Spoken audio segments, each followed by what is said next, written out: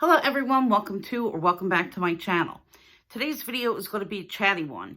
It's a collaboration between myself, Autumn Beckman, and YotaStyle discussing why we are not luxury minimalists.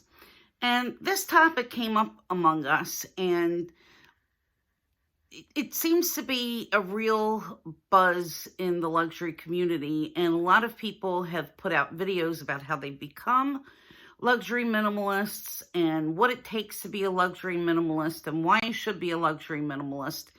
And I just want to start out saying that I'm not bashing anybody, and I'm not saying that everybody has to agree with me, because certainly everybody's not going to agree with me and my opinions, just like I don't agree with everyone else's opinions. But I'm going to be speaking from my own personal perspective and giving my thoughts on why I'm not a minimalist and don't have any plans to become a minimalist, excuse me. So first of all, I have to start out by, defining what is luxury. And basically, luxury is anything that goes beyond what the basic needs are, makes you more comfortable or makes something easier to do. So certainly a luxury handbag doesn't necessarily fit into the makes things easier part of the equation, because it's not going to make things any easier. It's a functional item, and basically you could take an Acme bag or Giant or whatever supermarket you shop at, put all of your things in one of their plastic bags or now paper bags and call it a day. You have a bag.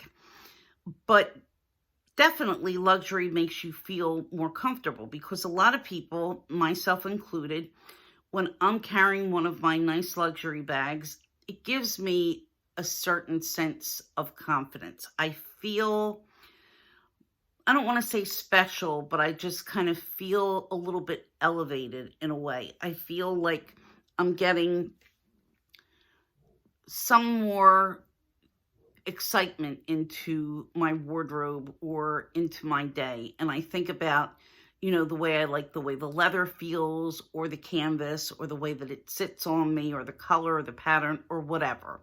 So I do get enjoyment from that. So in that respect, it's definitely luxury, since it's certainly more than your plastic Acme bag. So what does it mean to be a luxury minimalist? Well, the theory means pretty much that you have maybe one of every item, and that you buy less and better quality. So instead of buying, 3 YSL bags, you're going to buy one classic flap and then call it a day. Chanel classic flap. So there's a lot of theories that have come out by professors and people who've studied minimalism, and I read a very interesting article that came from the Wharton School of Business, and these were 2 professors that actually advise businesses and talk on trends regarding luxury minimalism. And there were a couple of interesting takeaways from the article that I read. And they talk about having only one thing in each category, one thing that fits a specific purpose, and that a lot of people are kind of going for that and thinking that that's all that they need. But because they're business advisors, when they work with brands and when they work with companies, they advise them, because they can't always change consumers' perspectives, that to make up for the lack of quantity that they might be selling, they have control over their prices. So think about it. If people are buying less, it's just logic. What else is there to do except to charge more? These games that a lot of these luxury houses play with their prices has less to do, of course, with the quality than other factors, such as making money, and making money. Let's face it. But regardless of all of that, it's not something that appeals to me to just have one of one thing. Because first of all, if you have only one of something, the time that it takes for you to save up enough money to get just that one item, excuse me, what do you do in the meantime? I mean, somewhere along the way, a lot of people get frustrated. And if you have the willpower, well, then that's good for you. But I think a lot of these luxury minimalists are people who spent money in the past and they've had big collections. And now they've kind of, turned the other way. And it's more or less of, this is what I've done and this is what you should do. And you're going to make your life better. But I really don't think of having less as being better. One of the other theories about luxury minimalism is that minimalism itself is something that's primarily for the wealthy. That if you're wealthy enough to choose whether you want something or don't want something, that gives you the option, where somebody who's poor doesn't have a choice to be a minimalist because they can't afford anything. So when you hear advice about minimalism, it's not really coming from someone typically who has been saving for 10 years to buy that Chanel bag. The advice is usually coming from someone that had a huge collection and now has a change of heart or, change in mindset, and they've scaled down, which is fine. As Bobby Brown said, that's my prerogative. If you feel like doing that, and if you've changed your perspective, it's your prerogative. I mean, it doesn't have to be everyone's frame of mind.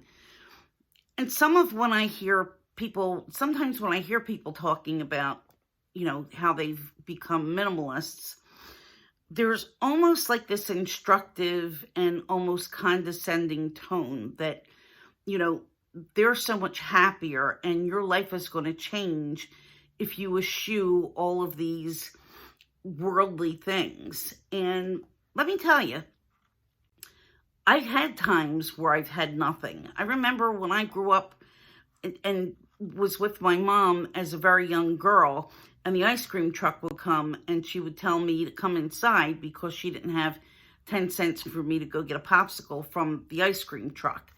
So, in my adult life, if I have the opportunity, if I have the means to get something, and if I want it, I don't see any true value in not getting it if all of my other needs are met. So I have a house, I have savings, my bills are paid.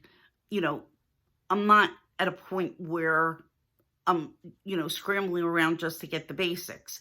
So if I have the basics covered and if I want more, who does that hurt? And why would not getting something be an enhancement to my life? That's something that I just don't get. I like what I like, and there's certain things that bring me joy. And handbags are part of those things. Jewelry, that's also part of those things. I enjoy because of the way it makes me feel. I enjoy looking for items pre-loved. I enjoy hunting down sets, or pieces to sets that I have bits of, like a necklace that goes with a pair of Tiffany earrings, for example, or, a wallet that matches a bag or those kind of things. And finding those things makes me happy. And I'm not someone who flips through things quickly and easily. I usually do buy better things because I want to keep them for longer. Not always, but that's my intention when I buy it, is that it's not going to be something that's disposable. And a lot of times when you hear about minimalism, they talk about consumerism and waste. Well, luxury goods don't tend to end up in landfills. What ends up in landfills are things like cell phones and old televisions and old radios and CDs and whatever else that you have that's now become obsolete, or you're just not using it because nobody's going to refurbish those goods and sell them to someone else when they no longer serve a purpose. And there's a lot of people who every time there's a new iPhone, they're the first in line. And what happens to the phone that they had? You know, maybe you're going to gift it to somebody. Maybe you're going to upgrade it and hold on to it. And I know a lot of people do that. But generally, luxury goods aren't going to be the things that wind up discarded and tossed somewhere, because there is more of a value that's placed on them. And, you know, the idea that being minimal somehow makes you better and that there's better things that you can do with that money. And I've seen in comment sections on some videos that, oh, well, you could have taken what you spent on that bag and you could have donated it to charity, or you could have given it to somebody who's needy. Nobody knows what anyone does in their private life and what kind of gifts they give, or what kind of charity donations that they make. Or really, when it boils down to it, they don't have the right to decide what people do with their own money that they made. That's up to me and me alone. If I earned it, if I see it, if I want it, I'm going to get it. And I don't know anybody an explanation for that. And neither do you if you do the same thing. So to say that being a minimalist is, you know, a way for you to have more to give to others. If you gave away everything that you had to other people, they're no longer minimalists. So what is it that you're accomplishing? If I gave away all of my furniture to a needy family, and if I gave all the clothes in my closet or all the bags that are in my closet to people in need, I'm now the needy one because I don't have anything. There has to be some kind of a balance. And I'm sorry, but I'm just not going to compromise what my own likes and dislikes are and what my own thoughts are just to follow somebody's trend. And truth be told, I mean, I love bags. I have 3 Chanel wallets. Am I going to get a 4th? Maybe I will. I would like to have a 4th. I'd like to have another O case. I would like to have maybe another Louis Vuitton bag in the future. I'm not really thinking that, oh, gee, I have this and now it's time for me to stop, because part of liking something is wanting more and wanting to add and being interested in that thing. And if I'm not interested in it anymore, then I have a choice to either donate or to sell, or, you know, just leave in my closet for a time that I want to go back to it.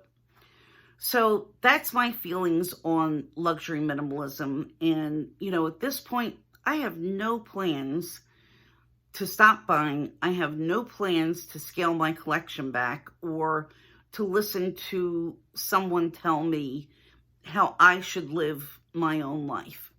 So please go over to Yota, go over to Autumn, and see what they have to say on this topic, because I'm not really sure what they're going to use in their video, but I know that they're going to both have some interesting things to say. Probably are going to make different points than me. So please head on over, watch their video, and I will see you soon. Thank you. Bye-bye.